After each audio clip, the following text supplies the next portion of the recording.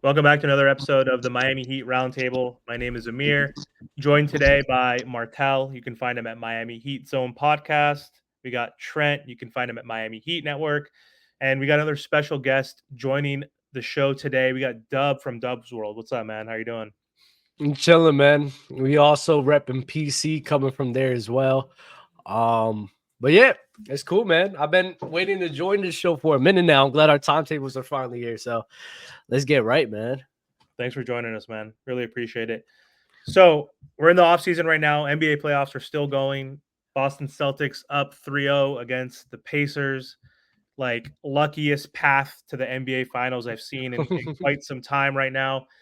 Dallas Mavericks up 3-0, which is a little surprising against the T Wolves right now. So some good playoffs right now. Kind of upset the Miami Heat got bounced out early due to injuries and all that stuff, availability, and just not having enough. Essentially, we could have been there against the Celtics for a third ECF in a row. But anyway, we got some basketball going on. We could talk about that perhaps later. But right now, it's the off season for the Miami Heat.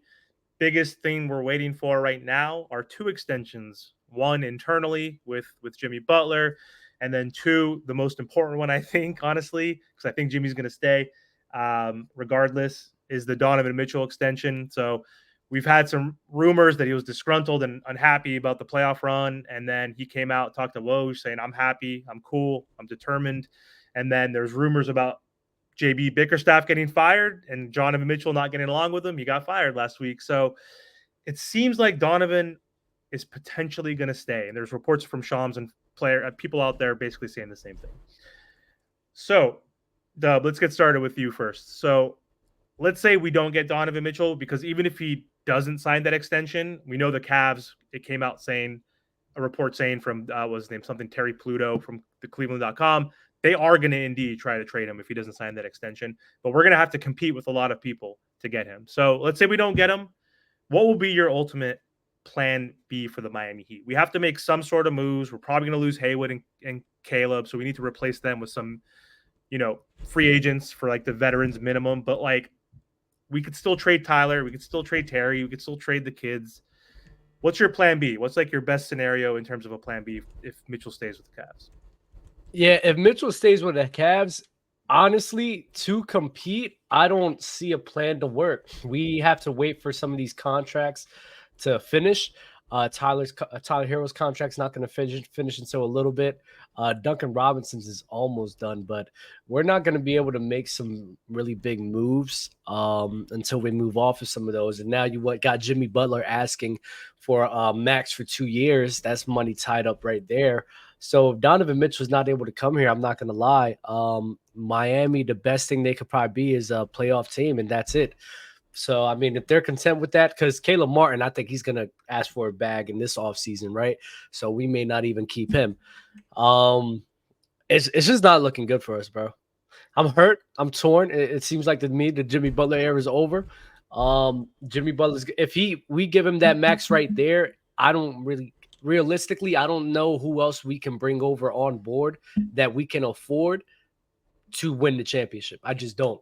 So maybe Terry Rozier being healthy, maybe we can see what happens. But even then, Terry Rozier, Tyler Herro, Jimmy Butler, Bam, does that really scream championship pedigree crew? Not really, So I'm hurt, man. As soon as they lost and as soon as they was hurt this year, I was like, I don't even know what we can do, bro. I think we're stuck. So what I would do is I'll prepare for the future, invest into Bam. Maybe we could bring up Herro, but I'm thinking of a retooling phase of, I think we have to start really think about building against looking to build for the next best guy, and damn, it hurts me just thinking about it, bro. So But do you Jimmy think may have to go. yeah. So do you think it's because we're talking about winning, right? We've had a successful run in the Jimmy build. None of us expected us to go to the finals, especially the first year. I know the bubble, folks say it's an asterisk, even if the Heat won. Definitely an asterisk because the Lakers won, but if the Heat won, it Yes, won. sir. But either way, still impressive. And none of us, I never thought, without adding another star, we would have gone to, two finals with Jimmy Butler. So it's been a success. But like, dude, I'm old school. Like, it is a success, but it's also not, because and like UD has been saying stuff like on the OG's podcast with Mike Miller, like we're upset, we're pissed, like winning's Mhm. winning. Like it's like it is great to not be a poverty franchise and suck and not make the playoffs and all that stuff, but I Mhm. want a championship. So I kind of feel the same way as you. Like we need to do something so we can win within the Jimmy build, but it might be super difficult. So you wouldn't consider though like the other rumors and speculation of like an Ingram or like a Trey or even a DeJounte or whoever. Like you don't think it's worth it because you don't think it's going to make us contend. Is that Yeah, we got Terry Rozier, right? So unless I don't even think we could trade because we just traded for him this year, so I don't even think we could trade him next year. I'm not sure about that though. I'm There's no one else. Like I said, they could try to get Kyrie Irving. Kyrie Irving couldn't hit. We try to go all in for Damian Lillard. Damian Lillard messed it up by being a dickhead to the Portland Trailblazers team, right? Now Donovan Mitchell may be available, and if the Cavs are doing what they should to try to keep him and he stays, that's it. Who else? Like who else is in the league is gonna put us over the edge? I don't know. Paul George looks like he's gonna stay. I don't really believe in him like that. DeJounte, I think he's great, but I think we need a bit more consistent scoring from other people, right? So, and then we need more shooting as well, especially if Caleb Martin is not there and he's not a knockdown shooter. So it was like what do we do? What do we do? There's nothing. There's nothing for us to do. I can't. It's sad, man. Man, listen. I'll say this: for everybody that said the Miami Heat needed to be healthy, I still don't believe this. Even if we was healthy, with Tyler, Jimmy, and all these other players on their team being healthy, right? We're not competing against this Dallas team if we was to even compete in the championship. Luka and Kyrie right now look unstoppable. The West, even if Denver, Minnesota, whoever wins that series, like say if Denver wins it, we wasn't beating them. I don't think we beat Minnesota. Even with Cat struggles, I really don't. I don't think this Heat team, how they're constructed, it just isn't good enough. And going to like trading for star players, let's be honest. This happened last offseason. Our hopes got up. We're getting Dame. Mind you, Dame said I want to play for Miami, and it still didn't happen. So all this Donovan Mitchell rumors, to me, I'm over it because I know deep down it's not happening. So why am I gonna go? Let's go get him. It's not happening. He's gonna stay in Cleveland, and if it does, he doesn't sign the extension. Let's be honest.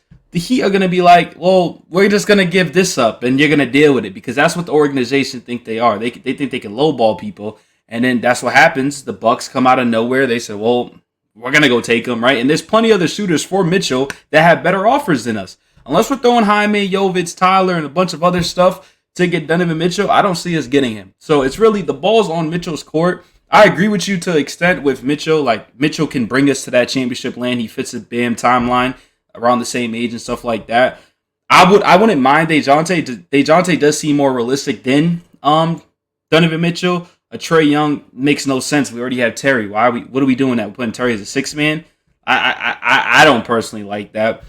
So I think this Heat team is screwed. We're losing Caleb. We probably might lose Haywood Highsmith too, because some team's gonna offer a bag to that dude. I promise you, they're gonna offer him a bag. You need perimeter lockdown defenders in this league. You see it now in the postseason. So we're gonna be missing out some key pieces. Hopefully, we can get something out of this draft pick because this season I think it's just gonna be one of those years where back-to-back years we're gonna be a playing team. That's just personally my opinion. This team just isn't good enough. Are we going to get Jimmy consistently throughout the season, or is he going to half-ass throughout? Is that what he's going to do? Is he just going to continue to coast? He's gonna coach. You already know that. You already know. That's what I'm saying. So like, if Jimmy's going to coast, and we're not getting Mitchell, it's over. It's over. Like I don't want to hear about health. Tyler been the same player for the last 4 seasons. He hasn't improved. He hasn't, and he's injury prone. So like, I'm a diehard Heat fan, but I'm gonna tell you the truth. It's over. It sucks. I know a lot of people don't want to hear this.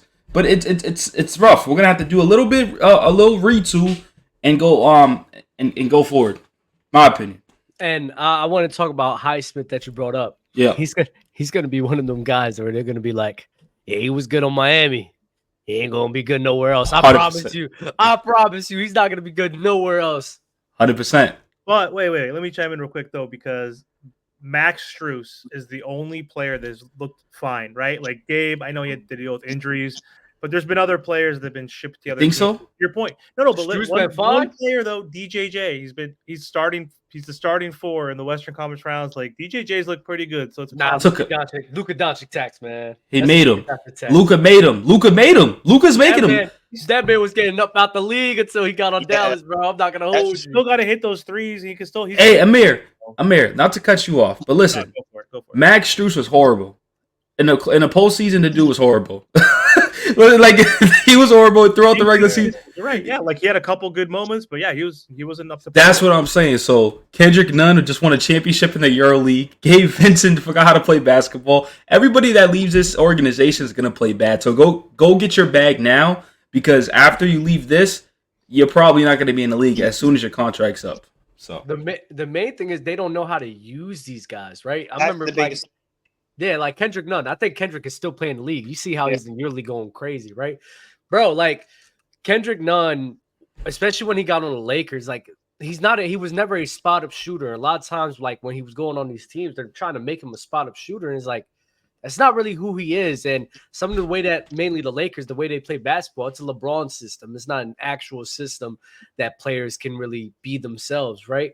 So that just was a bad fit for him. I think Kendrick Nunn was one of them guys where they really messed him up because they just didn't know how to use him properly. They didn't know how to put him in good positions to be successful. And it's upsetting, but hey, he's going to get a bag in the EuroLeague. So maybe it was all works out in the end, you know? 100%. So then, Dub, so you mentioned Jimmy Butler and him coasting, and then also too, we kind of have a really big payroll. You know, Bam Adebayo, he's looking at a max deal. Duncan Robinson, he's still on his contract. Tyler's on his contract. Terry's on his contract. So with Jimmy Butler wanting a supermax contract going forward, do you think it's worth it? Because think about it, you know, he's only getting older and he's probably going to be 37, 38 by the time the end of that contract comes up. And then also too, he's the type of guy to where if you don't really give him his money now, he'll probably just leave. So do we keep Jimmy Butler? Do we trade Jimmy Butler? Or do we give him the bag? What do you think the Miami Heat should do with him? Out of respect for what he's done, and out of especially the way you handle Dwayne Wade, I think in order for you to keep up your favor amongst the players, you should pay him, right? Realistically speaking, though, like Jimmy Butler, you got to be honest, bro. You half-ass your ways through the season. You get hurt as well. People forget he got hurt in even though he played great, he got hurt in 2022. He was hurt last year in the finals run. He was even hurt this year where couldn't even play. That's 3 years in a row you have been hurt in times when we needed you to be healthy. And that's only going to get worse the older you get. 38 years old on a super max contract, bro. That's unrealistic. I just got to be honest with that. But Miami Heat, you messed it up with Dwayne Wade because when he wanted his money, you didn't want to pay him. So now if you don't want to pay Jimmy Butler, that's going to look bad on you as an organization. Now you being for your players, you feel me? Yeah, so but they also gave him his max deal. They gave him $150 million. Who? You know what I'm saying? Jimmy Butler. Think about it. He's been getting years $50 ago, million right? a year. Yeah, 2 years. So technically, to me, because listen, there's no other. Listen, people might say that Jimmy Butler is not a star player. Of course, he's a star player. Does he, load manage throughout the regular season? Yes, and that's like the biggest problem. But think about it. Jimmy Butler has done more with less compared to all these other teams across the NBA. They have all these stacked up teams like the Clippers and the Suns, and Jimmy Butler's taking this ragtag crew, to the finals. But then also, too, like when you look at Bam, we really haven't had a decent power forward next to Bam. And then by the time Bam gets to the playoffs, he looks exhausted. So what's an ideal four that you can really put next to Bam? Because I think there's a few moves that we can make. I really do like the DeJounte trade only because I think we can get him at a decent deal. But we definitely need a four next to Bam Adebayo. So what's your ideal four next to Bam? I got to look at I haven't checked the free agency tracker at all yet, mainly because I've just been so caught up in the playoffs and what's going on. But I think you're absolutely right. People want to talk crap about Bam Adebayo running the five all the time when it's like, no, we really haven't had a sizable four at all. So he's doing it all alone, right? I'm not sure who they can get right now. I mean, I think Pascal Siakam's going to be an unrestricted free agent. Ideally, I would like him, but he's going to ask for a bag too. A lot of the forwards that it's going to be around there, available, like we're probably not even going to be able to spend, especially if we're going to pay Jimmy Butler this contract, right? And that's what I mean, where it's such a bad dilemma where if we pay Jimmy Butler, we're screwed. We have to stay with this crew and hope for the best, right? If we don't pay him, now we have flexibility of what we can do, and it's a bad dilemma. Like I would look like for like a Pascal. If I'm just thinking off the top of my head in the league, like you're gonna need a physical four that can also shoot and be versatile enough to rebound. Damn, who am I thinking? So of? like a Kyle Kuzma type, correct? Maybe like a Kyle- Kyle Kuzma.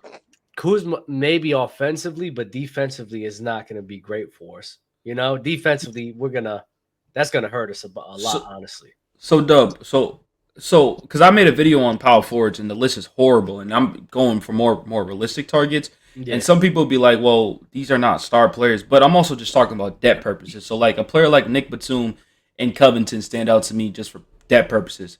You see what Batum did to us, and I get it. He's old. Covington's old and stuff like that. But we're not getting no Laurie marketing. Like we're not getting a call. Like if we trade for John Collins, it's over. You see what I'm like? We're not doing none of the star stuff. So I think we have to really rely on Jovic and whatever this draft pick that we potentially get, Jovic, Jaime, and if Haywood stays, like I think this team's gonna remain small. Like I really don't expect much changes for this team, and I think it's because I just been losing hope with the front office, it's Andy and thing and stuff like that. And like you said, with Jimmy's contract, is really just gonna destroy us. Like it really is. And I think what's gonna turn around as soon as Jimmy's contract's over, then that's when we have to like, all right, let's what's next now? Like so Bam's our guy, but do we trust Tyler enough to be like, okay, you're the number 2 guy? Because I for sure don't. Oh. The dude.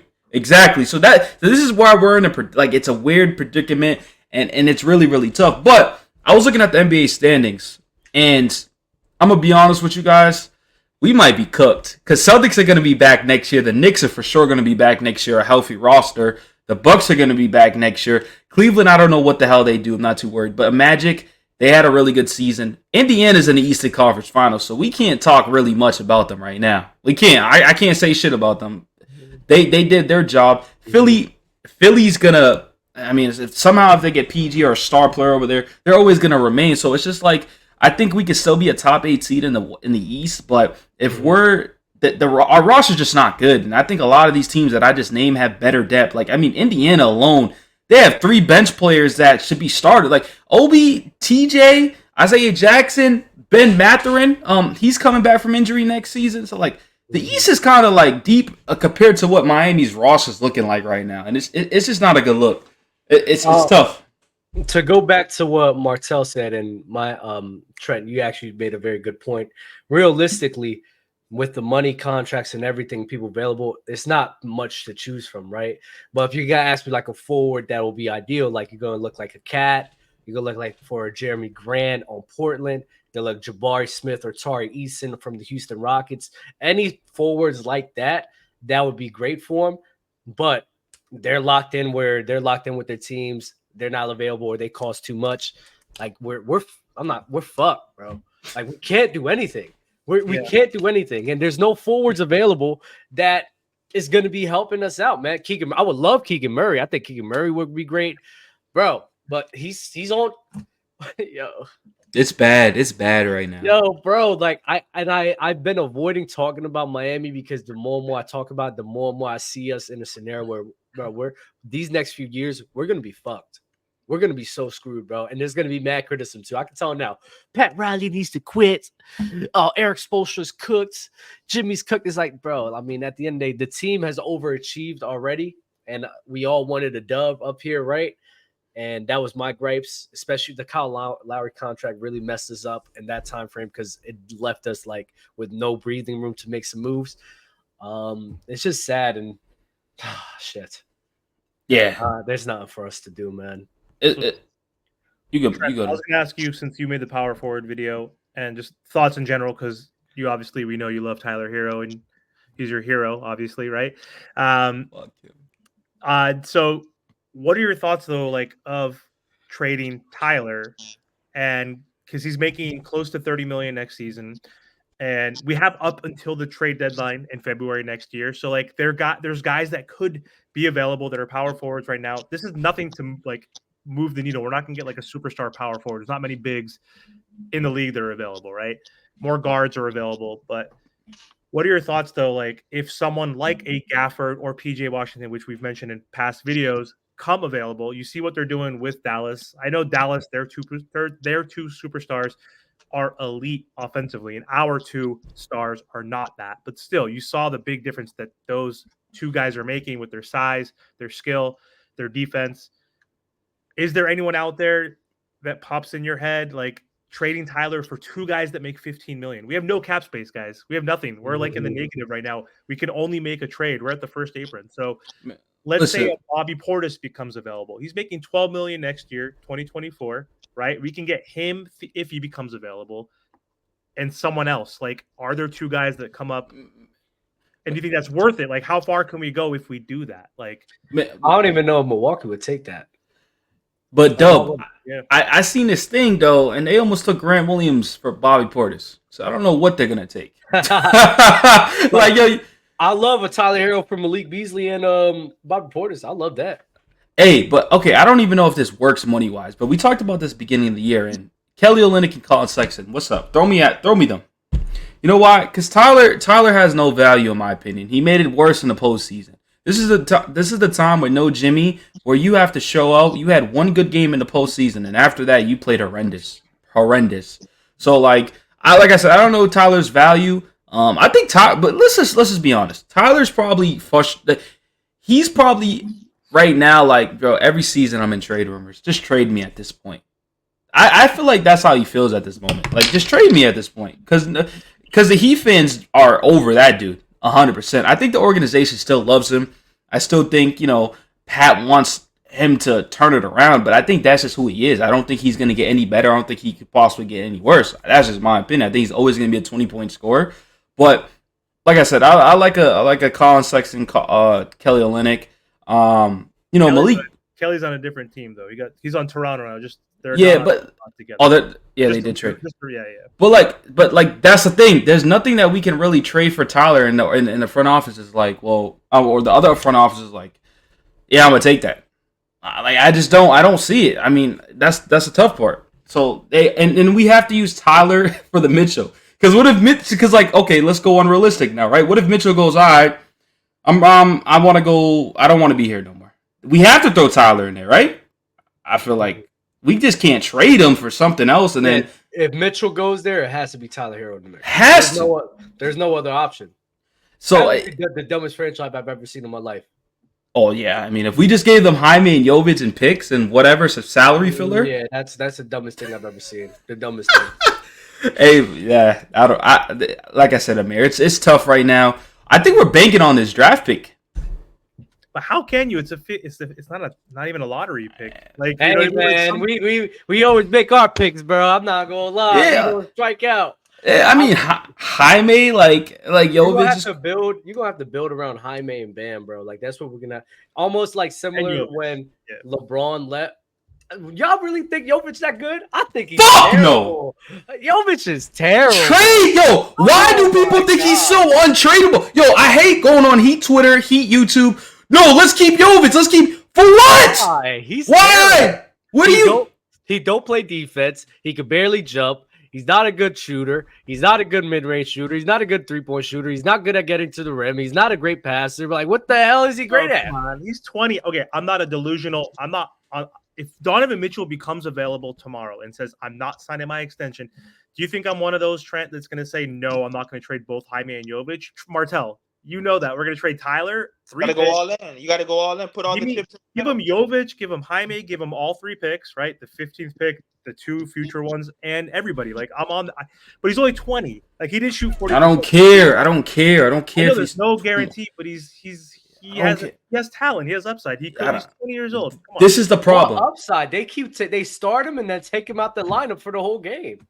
Like, they start him and then he barely plays. They start him for the first like 3-4 minutes, and he barely gets any PT the rest of the game. I know he's a kid. He's played 80 games. Amir, this is the problem because we don't have a 4 next to Bam. So when they see a 4 that's like I guess that can play it. They're like, oh my god, he's the next big thing. No, he's not the next big thing. The dude sucks. You know what I would love for Jovic to be a Nas Reed. Can you be a Nas Reed for me?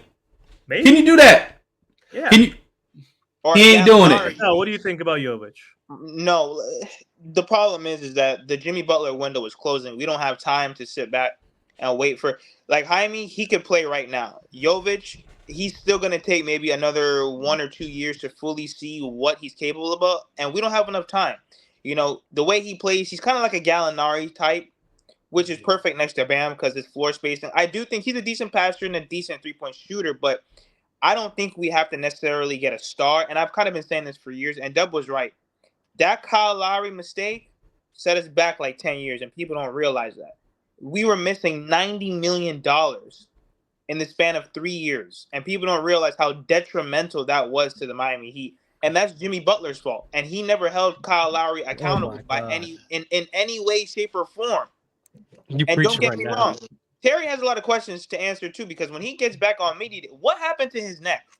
Because I think that even if the Miami Heat at least had Terry Rozier, I think we probably could have won at least maybe one more game. But losing him the way we did was very detrimental as well. So in terms of getting a star, I don't necessarily think we need a star. If Donovan Mitchell does become available, then of course you give up all the picks and you give up whoever you have to give up to make it work because the Jimmy Butler window is closing. But I think that if you can get a trade like DeJounte Murray, to the Heat, and then Tyler Herro and a first-round pick going to Atlanta, and then maybe you make another small marginal move, I think that helps the team overall because now you have a solid starting lineup with DeJounte, Duncan, and then you have Jimmy Butler, Bam, and then whoever's at 4. So I do think there's maybe 1 or 2 moves out there that you can make because I think that with Pat Riley, calling Tyler Herro fragile, I don't think they're really happy with him internally. They're done. Yeah, they're fed up too. And you made a great point. My bad, Trent. You got it right. Made a great point here. And this is why it's like, bro, like Jimmy, like you demanding for all this money. But bro, that Kyle Lowry contract was because he was I think he's your son's godfather, bro. Like, fam, you made us overpay for that. And if we don't pay you, you probably gonna make a big deal out of it, saying you deserve it. But bro, we've been doing things you wanted before. Like, it's like, come on, Jimmy. Like, you got to be realistic here. You got to meet us halfway, bro. Because a super max when you're always hurt. Then last one. The Miami Heat, and this is on the organization. They've done a terrible job with asset management. They gave away a second-round pick to get rid of the center that we used to have. What was his name? Dwayne Dedman. Yeah, take it away off of Dwayne Dedman. The Kyle Lowry trade. We also, the first-round pick for Terry Rozier is okay, but even still, that should have just been a straight-up swap, in my opinion. So in terms of their asset management, I think it's been terrible. They let Max walk away for nothing. They let Gabe walk away for nothing. Caleb. And they're going to let Caleb walk away for nothing. And we built these guys up. They're the reason why they can get $60 million. Max Strus got $64 million because he played on and it's only because he played on the Miami Heat. So we can't continue to build guys up and then they turn around and leave and we don't get anything in return. Let me ask you a question. This is probably part of the people who hate me. Dub, is TJ McConnell better than Tyler Herro? No. That's probably no. Yo, bro, I'm not gonna lie, man. Better how? Is he really? I'm asking. Listen. I'm asking. The rim pressure's moving me, man. Listen. And let me ask you this, okay? Because if you don't think that, is Ben Mathurin better than Tyler Herro? Tyler's better than Ben Mathurin. I would doubt. Okay, see how you had a question, TJ McConnell, and that's a bench player. Mm-hmm. But Tyler Herro's a bench player to me. Like, Tyler Herro's a great 6-man. I think he is, but the organization views him as a starter. That's the problem. Yeah, he called himself Luka and Trey. Like, what the hell is wrong with him, man? Man, Luka's about to go to his first finals. He's been playing like an elite 6-man his whole entire career. That's what he's been, and that's what he's always. The thing is with Tyler, it's annoying because you'll see flashes of him playing at like this all-star caliber level, but then other flashes of like those mini pull-ups. People get mad at him for missing shots, but in my head, I'm like, you're generating good quality looks from yourself. You have a handle where you know how to get separation for open look for yourself. It's just whether or not you're going to hit it. He doesn't hit it enough, especially in the postseason. You know how many times I see him do a sidestep wide open for mid-range, brick, How many times I see a pull up off the screen where that's a shot you want, brick, bro. Wide open threes. I see him get brick. I'm fucking tired, bro. I see you get into your spots. The flash is there. You get to your spots very well. You can't finish. What good is that? $1 million move, $5 finish. I'm good, bro. It's over. But listen, I want to do a finals preview with you guys real quick. Not a finals preview, but like prediction. So are we assuming it's Dallas and Celtics? I'm assuming there's no way either of those. Okay, so because I'm rooting for Ant and it sucks because Cat fucking sucks and I was too. Okay, Cat's horrible. But crazy thing is, I'll still take Cat on my team. But anyways, no, I would take Cat on my team. Over Bam? Over Bam? Oh no, not over Bam. No. But yeah, Cat next to Bam would be amazing. That's what I'm saying. Cat next to Bam, 100%. But look, right? So like, what y'all previews? Y'all think Dallas wins or like Boston wins? Oof. The problem is that Boston has a lot of guys to throw in front of Kyrie and Luka to not stop them, but to wear them down. So it really just comes. But the thing is, I honestly think that the Mavericks, they're on a championship run. Like, that's what it feels like. Once they got Gafford and once they got PJ Washington, they really add. And that's what I mean by all the Miami Heat need is like two complementary pieces like that. If we can do something like that during this offseason, it's not going to, make all the headlines, but that's something that this Miami, like, we need glue guys, like a Jay Crowder, when the Andre Iguodala thing that we did like a few years back. But I honestly think that the Mavericks can do it. It's just going to be tough because, like I said, the Boston Celtics have a lot of bodies to throw their way defensively. Yeah, and they have the size to match up, especially if KP does come back. But at the point of attack, to your point, Martel, Derek White, really good defender. Drew Holiday, one of the best two-way players. So, like, obviously, no one can stop Luka and Kyrie one-on-one. Even if you're the best defender, you're still going to get cooked 7 out of the 10 times, right? They might stop you a few of those times, but it's going to be tough for Luka and Kyrie. But Kyrie does have championship experience. I know Drew Holiday does too, but Kyrie was, like, really, like, a big part of that with LeBron. Like, Drew Holiday, like, was a piece of that. It was obviously more so Giannis and Chris Middleton and whatnot, but Brook Lopez. So it's tough. I just fuck Boston like for life. Like it's got to be the Mavs, right? As a Heat fan, like I don't want to see Tatum because I think he's a fraud. Like obviously he's a good player. He's like a top 10, 12 player in my opinion. He probably was like 7, 6 at one point, but he doesn't show up in the playoffs. He's still young. He has an opportunity, but I just can't stand Jaylen Brown and Tatum, so I'm just praying that Luka, Kyrie can pull this off. But I'm gonna say Mavs. Yeah, Dub, what do you think though? What's your prediction? I'm gonna say Mavs if they make it, especially if KP is still banged up. They're going up against a defense right now that has sizable wing defenders that should be able to contain them, along with elite rim presence in Rudy Gobert, and they are dog walking that shit. Like they are walking them down every night, killing them with lobs from Gafford or Lively, destroying them in pick and rolls, destroying them in blitzes, destroying them in zones. Like the Timberwolves are struggling, and this is a better defense to me than the Boston Celtics group. So, and then it's also the size. They have more size than I would think strength than the Boston Celtics. And Luka and Kyrie are just killing it. They're destroying it. And especially with, I don't know if KP's even going to be there, but if KP's not there, definitely Dallas all the way because Al Horford's not going to be able to guard that, especially if they keep switching. If they keep switching, Luka's going to put KP on the island or Kyrie, then it's over. But if they tell them to fight over screen and play drop, KP's going to get cooked in them actions too. So it's like there's no answer for those guys. So Boston has to make up for that with supreme offense that I think they get in their heads a lot of the times where I don't think it's going to be there as much, and Dallas has proven this whole entire series run, they can D up. They could. And they went up against a 5-out offense in the OKC Thunder.